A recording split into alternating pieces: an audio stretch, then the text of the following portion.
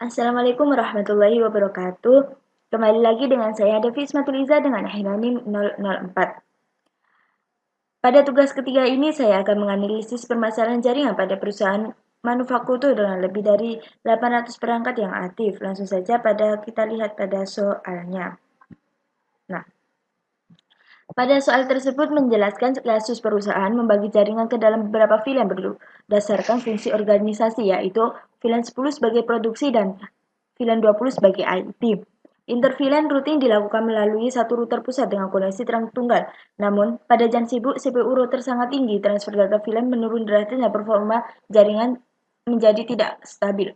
Akar masalah pada kali ini adalah block length router atau disebut dengan single point routing. Karena semua interVLAN rutin melewati satu router melalui satu terang, maka semua trafik produksi IT lewat satu jalur. Semua proses routing dilakukan software based oleh router. Saat trafik meningkat, CPU router overload. Inilah yang menyebabkan meningkat throughput menurut CPU yang tinggi. Single point of failure karena hanya ada satu perangkat routing pusat. Jika router down, seluruh komunikasi antar VLAN akan mati dan tidak bisa digunakan lagi. Tidak ada redundasi dan fault tolerance sangat rendah.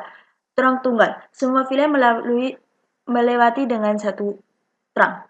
Ya, artinya di mana bandwidth terbatas jika link penuh, semua VLAN akan berdampak. Performa turun saat trafik tinggi, skalabilitas tidak cocok untuk 800 plus device. Redundasi voltur rendah dan efisiensi buruk. Kesimpulannya, router on a stick dengan skala besar tidak cocok untuk enterprise manufacturing. Nah, pada solusi kali ini, desain yang lebih optimal ada menerapkan layer 3 switch, mengaktifkan IP routing, menggunakan SFI, dan mengimplementasikan HSRP untuk redundasinya. Langsung saja kita pakai di Cisco Packet Tracer-nya. Yang pertama yaitu kita memakai switch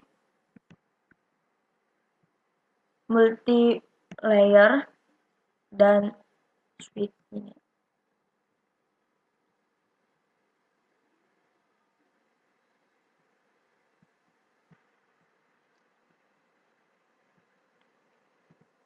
Kita menghubungkan dengan menggunakan kabel.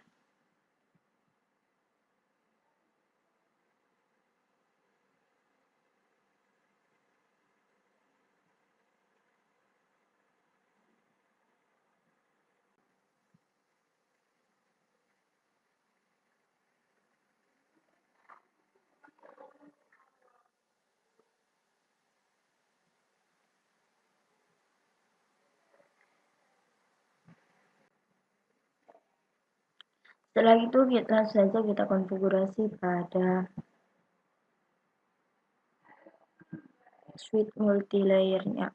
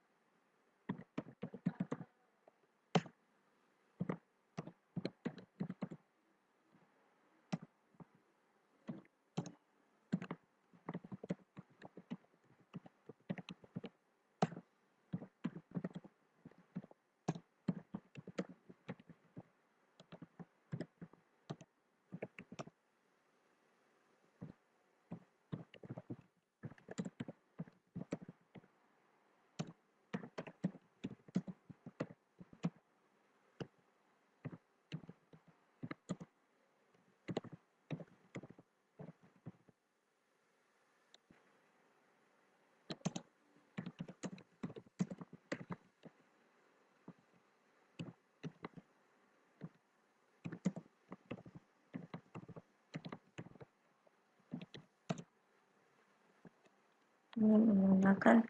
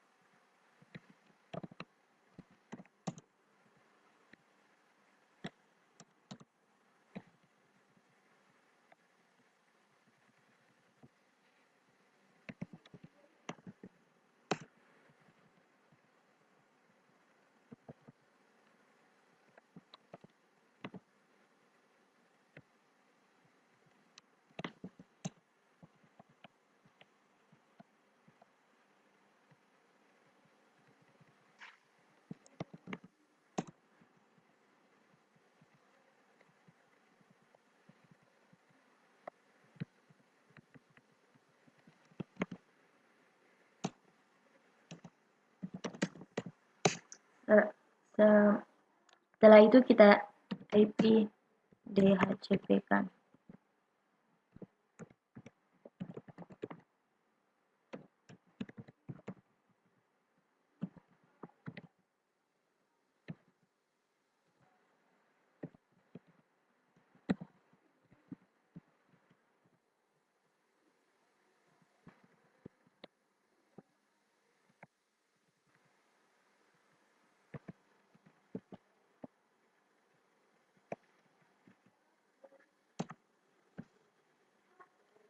IP DHCP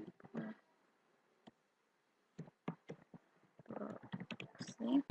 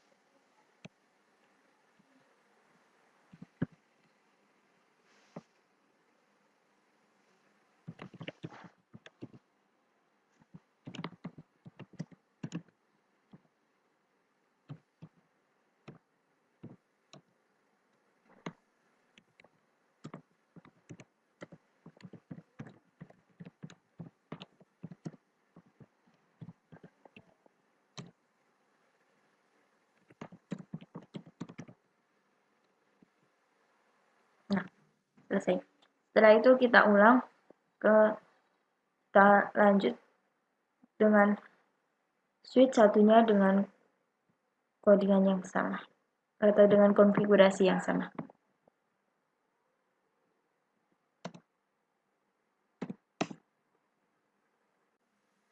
Nah, sama yang satunya tadi.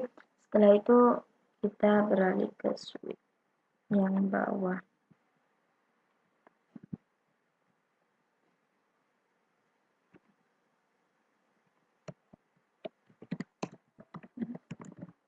Ini langsung kita mode down sama mode akses.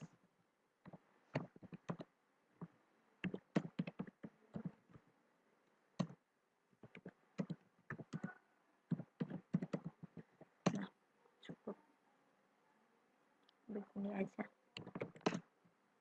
Setelah itu sama, kita lanjut ke ini dengan konfigurasi yang sama.